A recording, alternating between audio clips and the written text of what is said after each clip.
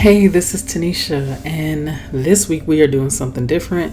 We're taking a break on Abstract Challenge, and I'm actually going to walk you through some small abstract paintings using my process of making paintings. So this is me actually just showing you my process for a small abstract painting.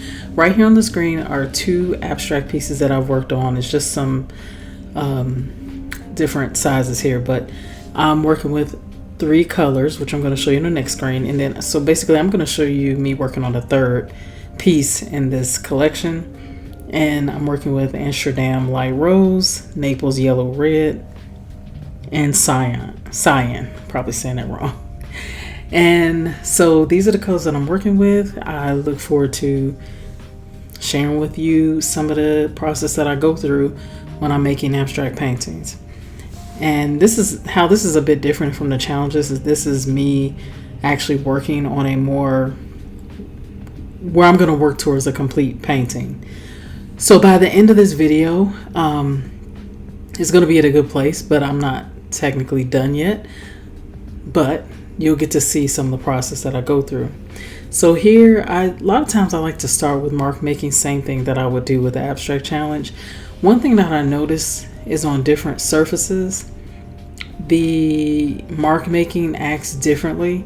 So if I do mark making on hardwood, the pen marks or different Posca pen marks, they seem to dry and stay put.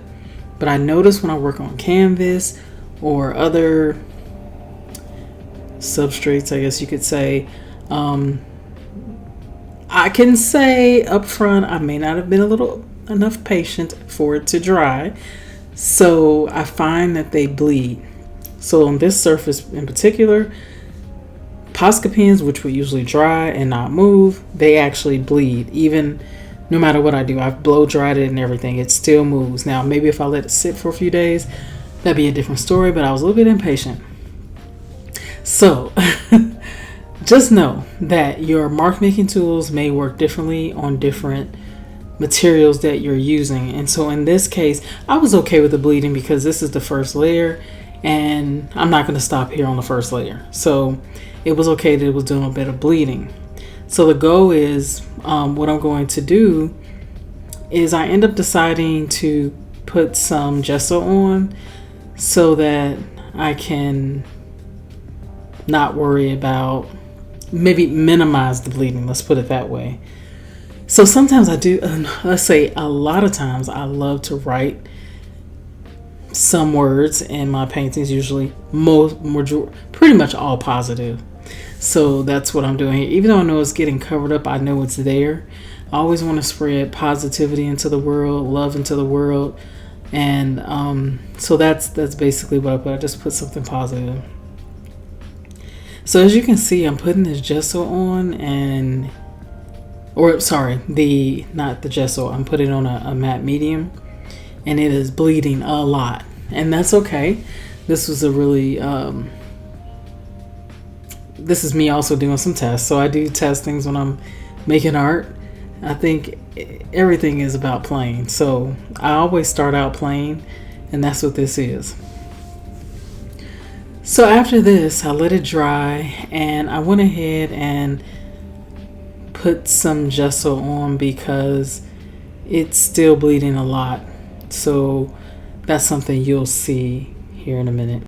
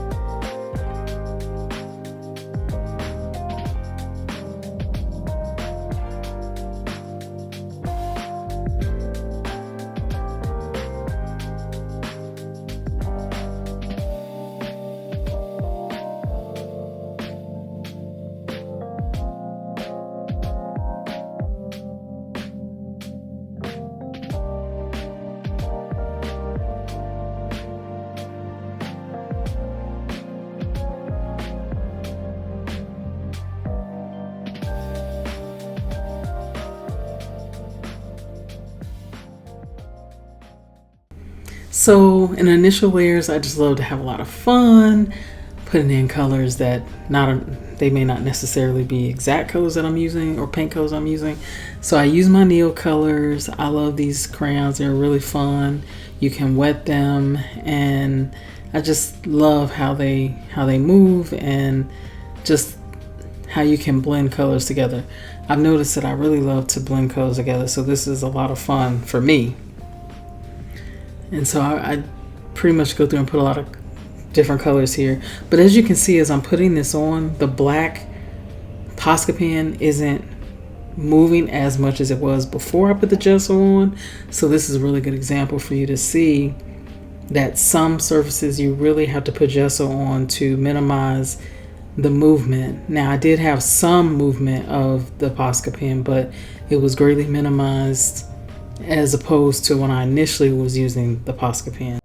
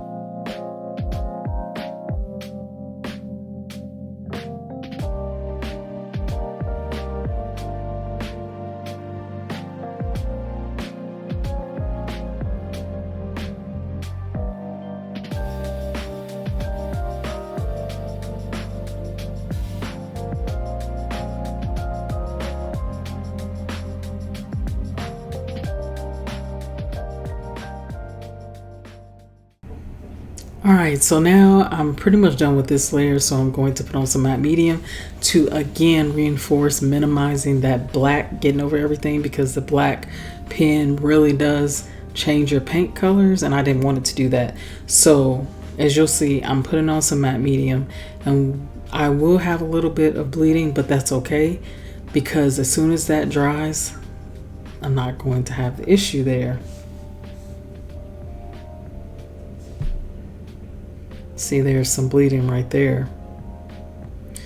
But I thought it looked pretty cool. And I know that for the most part, this is not going to show at the end anyway. So it was fun. I think this is so pretty, and I may play with these Neo crayons, Karen Dosh, I think, Neo crayons a bit more, and see what I can do with them, because I really love the effects that they give, and it was just so much fun to work with.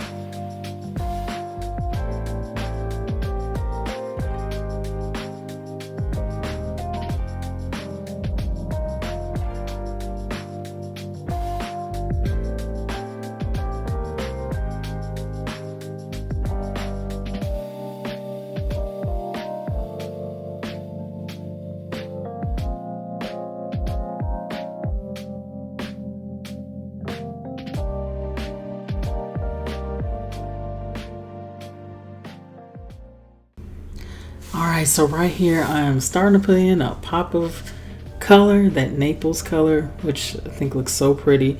It's not a color that I typically use, but I don't seem to have a problem adding in some colors that I don't use, but they're usually with colors that I love. So like blue and pink are my favorite. So adding in this color, it's okay because it's not by itself. And actually it is considered a Naples red, yellow red. So I do like red. So I guess it kind of falls in line with what I love. But anyways, so as you can see, I added some texture with my texture tool, and I'm just going in right now randomly painting. I don't have a plan in place. I'm not really thinking about anything. I'm just playing around here, seeing where I want to go. A lot of times during initial painting, I'm not trying to think about what I want to do, not up front. Once I get to a place where I feel like, okay, it's time to really think through this, then I'll slow down and take a little bit of time to think through, what I want to keep, what do I want to get rid of, is this too dark, is it too light? There's just so many things to think about. And do I have a balance? So there's so many things. But actually, to be honest with you, I have a lot of fun just playing with art and not thinking about all that, just making art. I feel like there's something powerful about just being intuitive. And honestly, if you learn the basis of abstract painting, I think it's just in you to get a more balanced painting. Now, I won't say that's as much so for the arts abstract challenges because I'm actually timing myself in those. So I'm not really giving myself enough time to even, to think even, which is good, which is kind of what I'm talking about. But I feel like a little more time might be necessary to get something together that's more complete. But in any case, I absolutely love the idea of just making art and not thinking about all the rules. And that's something I'm going to be working on a lot here in the future. Because with this painting, as we move towards where we end in this video, at some point I did start to think a little bit more. I slowed down. I was exploring what I liked, what I didn't like, making some changes. So I allowed myself to really take that moment and think. And there's nothing wrong with that. I think abstract painting is all about finding what works for you. What's your process? The way I do it is maybe not the way you'll do it. And that's okay. We are all unique. We all have to go through this journey of figuring out what works for us. But I think we can all learn something valuable from each other. You may take some pieces from me and some pieces from some other folks, and then you put it together and it becomes your own unique piece. So, this has been a lot of fun. I'm really loving these colors, and I love what's happening so far.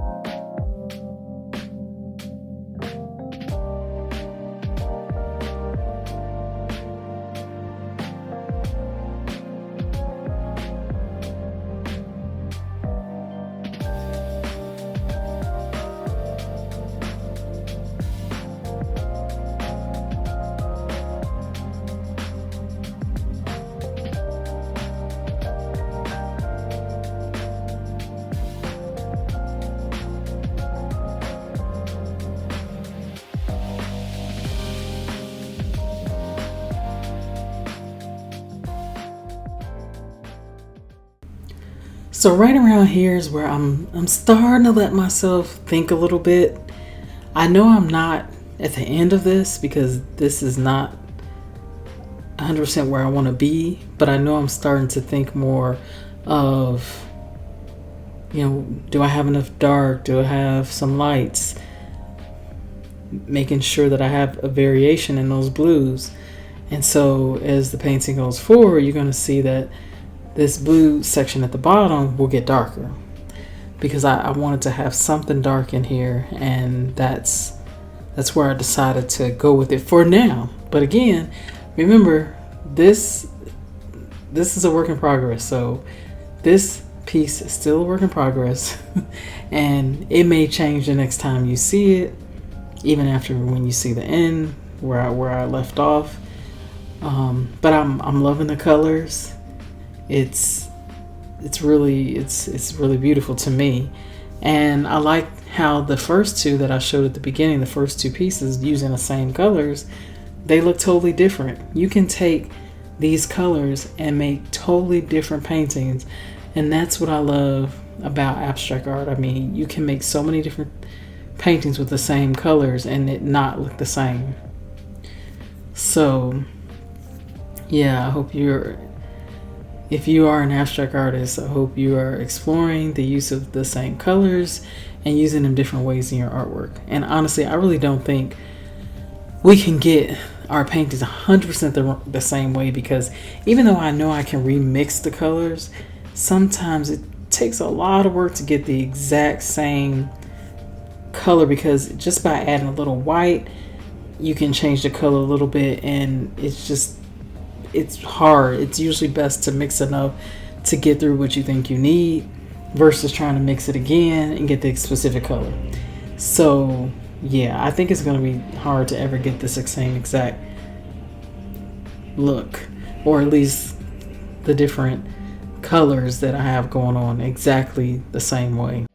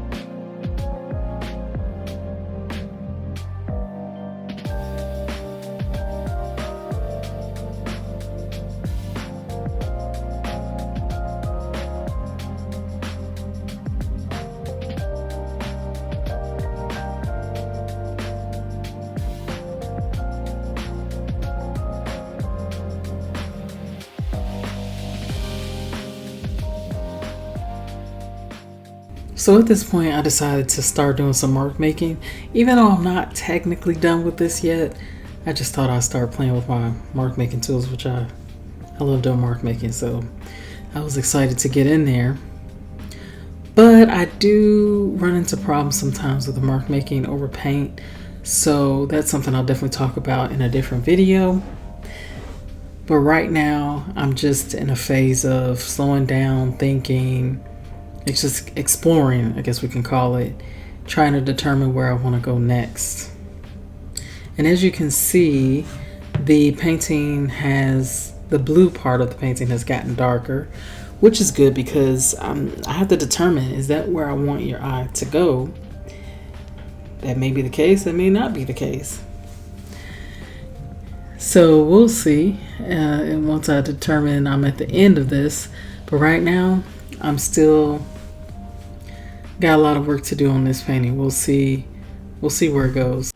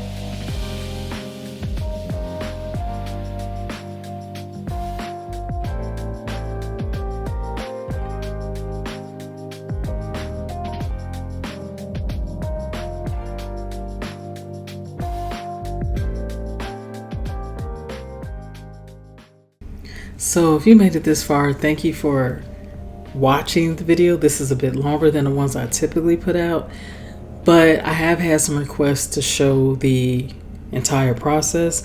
And since this is sort of part of my abstract process, not the abstract challenge, but my abstract process, I thought I would just allow this to be a bit of a longer video.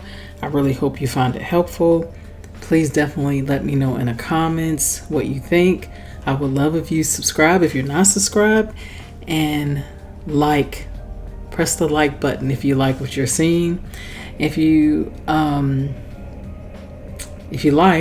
stay to the end, I'm actually going to show you just a scan copy of where this painting is right now. And again, we may see a part 2 on this because I know I'm not 100% done, but we'll see. We'll see what happens with that. But for now, I really hope you enjoyed seeing my process outside of an abstract challenge. I really had fun sharing it with you, and I definitely will be doing more of these, even on a more larger scale with larger canvas. And yeah, so anyways, I look forward to hearing from you, and I will be talking to you again next week.